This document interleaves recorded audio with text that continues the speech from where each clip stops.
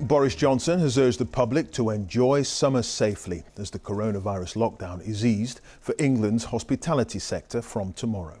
Pubs and restaurants, as well as hairdressers, are among the businesses that will reopen for the first time in several months.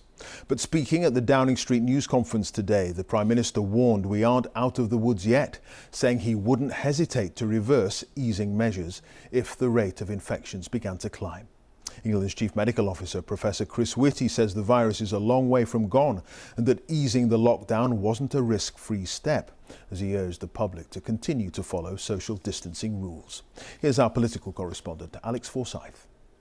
So two of you. Yes, please. It's in the diary, the table's booked. Businesses preparing to open up after months of lockdown. Some restaurant owners not sure what to expect. Nobody knows, no one knows. We have no idea who's going to come, who isn't. This tourist town in the Cotswolds is gearing up. Even in the model village, it feels like a big moment. Anxious, nervous, excited. It's a nervous time for number 10 too. In his words, a turning point they have to get right. Good evening. With the virus still present.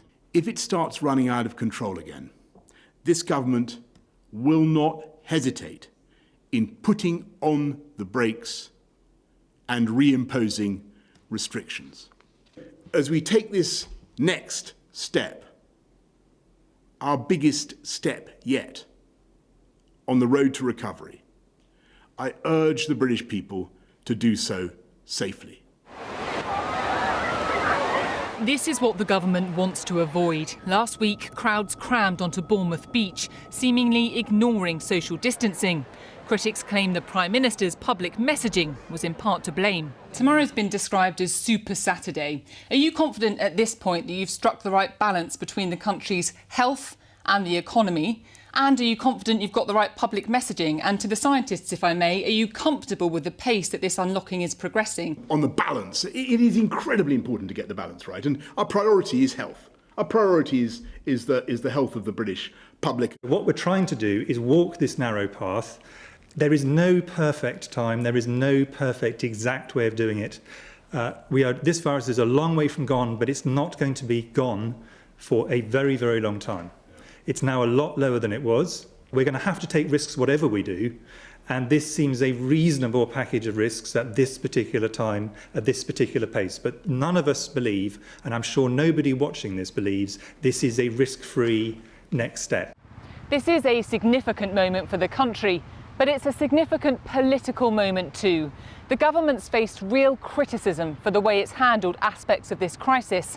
Now, as England faces the biggest easing of restrictions so far, ministers can only hope they've got this right.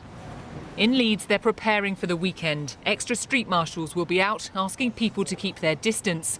One local police representative is angry it's all happening on a Saturday. It's absolutely nonsense. They should have done it on a Monday and done a slow phased release, giving people a chance to adapt. Just days ago, Leicester was the first place subject to a local lockdown after a spike in cases. Today, the government said local outbreaks will be a feature of life to come as the country takes this next step. So welcome for some, but not without warning. Alex Forsyth, BBC News, Westminster. So, as England's lockdown continues to ease, the stakes couldn't be higher for businesses desperate to get back on their feet. What does the new reality look like for them from tomorrow? Our business editor Simon Jack reports now from Torquay. Torbay, the English Riviera. Tourism and hospitality is its lifeblood. Here at Hoburne Devon Bay, summer can start tomorrow as the gates to this 65-acre holiday park finally reopen. Just to keep that separation. And Gary Cook, the general manager, told me what will and won't be happening. And, of course, no live entertainment. So people don't have to talk loudly over the top of it. Yes, that's exactly it. The pool is off limits and the arcade will have the sound turned down and half the machines turned off. They've spent weeks preparing. So how does he feel?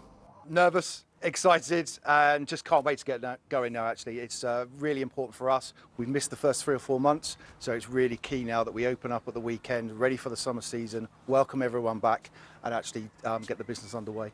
Self-contained family units like this should be fairly easy to manage, but off-site, holidaymakers and locals will be able to visit one of the 50% of pubs and restaurants that trade group Hospitality UK says will open their doors tomorrow. At this pub in Paignton, Dave and Sue Ballinger say the locals will have to get used to some changes. Some of my locals are going to be a bit perturbed that they can no longer sit at the bar in the same seat they've been sitting in for the past 20 years or whatever. We're in unknown territory at the end of the day. I think everybody's going to suck it and see sort of thing. We are looking forward to getting some money back in the tills and possibly getting a wage ourselves for the first time in 3 months. Yeah. There you go, enjoy. The new normal at the table. So a foretaste of the grand reopening tomorrow. There's relief and excitement that things are getting back to normal and there'll be money going into the till again, but there's also apprehension. Will too many people come back, making it hard to manage, or not enough to make it commercially viable? So the guidelines have been set, preparations have been made. Now the big question is, how will customers respond? Me and a few friends did book a table at a bar, but we've gone back on it now. We've decided not to. Why? We just don't feel safe enough. I'll be working until about 11 o'clock in the evening, and then I'll go for a cheeky little pint afterwards, for sure.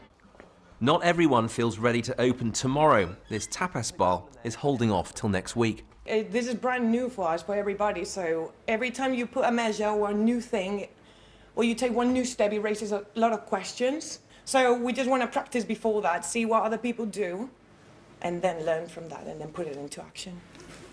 This is a big moment, a moment when health and economic concerns collide.